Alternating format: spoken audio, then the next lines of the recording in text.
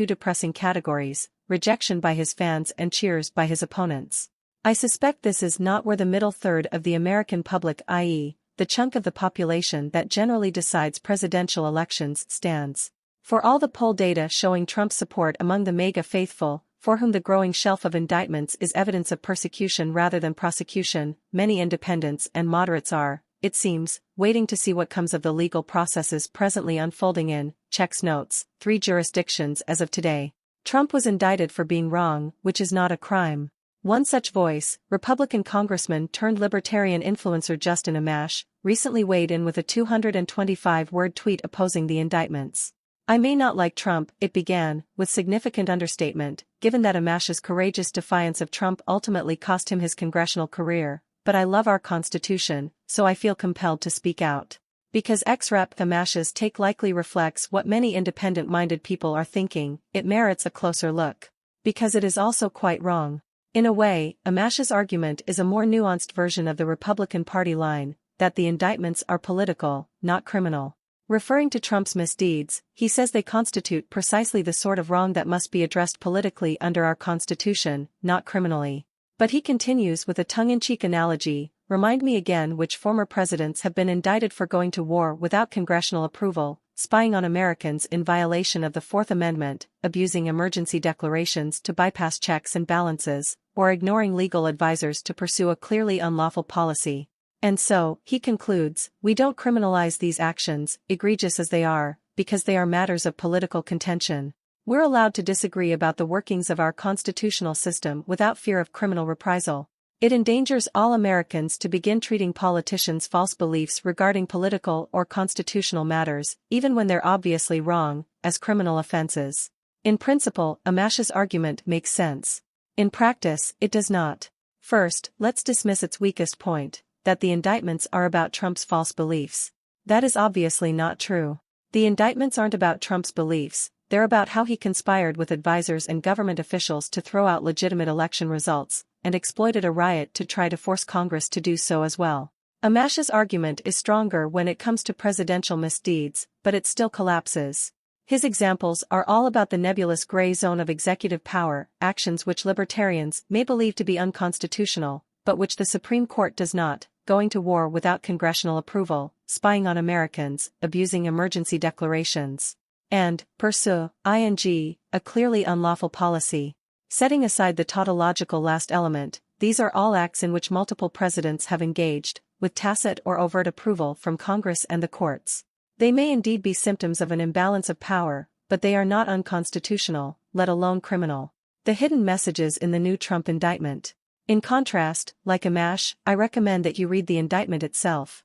Unlike the rhetoric one finds on both left and right, it is sober and meticulous.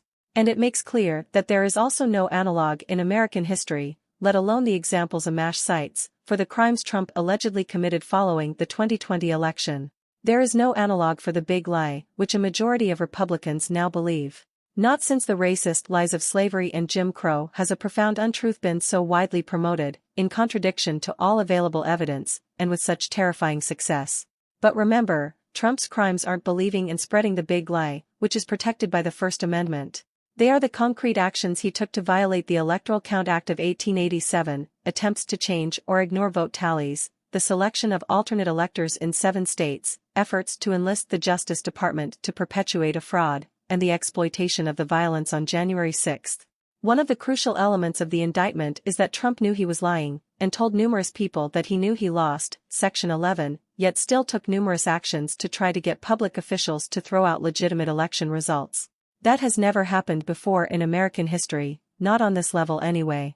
As the indictment states in exhausting, damning detail, Trump tried to get everyone from governors to secretaries of state, Section 13 to 69, to Justice Department officials, Section 70 to 85, to the Vice President of the United States, Section 86 to 95, to effectively burn the ballot boxes and declare him the winner. That is absolutely nothing like the potential excesses of presidential power that Amash cites. Finally, of course, there is no analog in American history for January 6.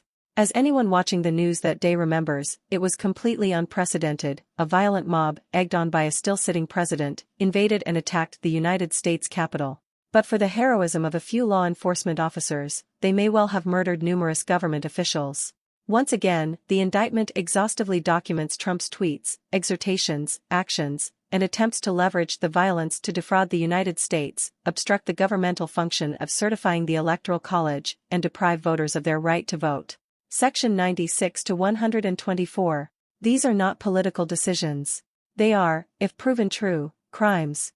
As the indictment states, they target, a bedrock function of the United States federal government, the nation's process of collecting, counting, and certifying the results of the presidential election. Section 4. Trump is a dangerous criminal who belongs in prison.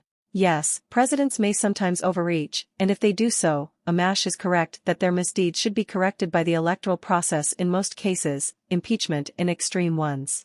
But trying to throw away lawfully cast ballots isn't in any way like that. It's not even like lying under oath, Clinton, plotting and covering up a burglary, Nixon, or attempting to bribe foreign leaders, Trump. It contains all the elements of a criminal conspiracy to commit fraud and the criminal obstruction of a governmental function. And Trump is, to this very day, repeating the lie at the heart of it, and promising, if elected, to once again weaponize the federal government on the basis of it. The actions described in the indictment aren't political decisions. They aren't even just crimes. They are crimes that the criminal has promised he will repeat if given the chance to do so.